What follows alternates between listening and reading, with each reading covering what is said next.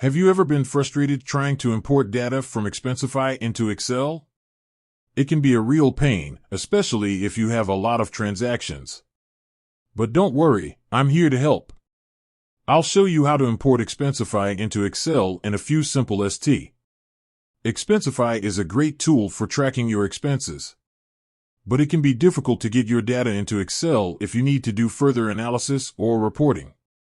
In this video, I'll show you how to import your Expensify data into Excel so that you can use it however you need to. Step 1. Export your data from Expensify. To export your data from Expensify, go to the Reports tab and click on Export to CSV. This will download a CSV file of your transactions. Step 2. Open Excel. Open Excel and create a new spreadsheet.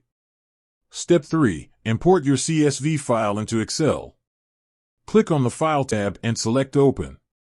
Then select your CSV file. Step 4. Format your data.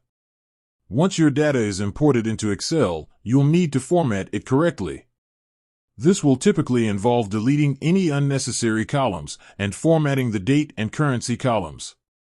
Step 5. Use your data. Once your data is formatted correctly, you can use it however you need to.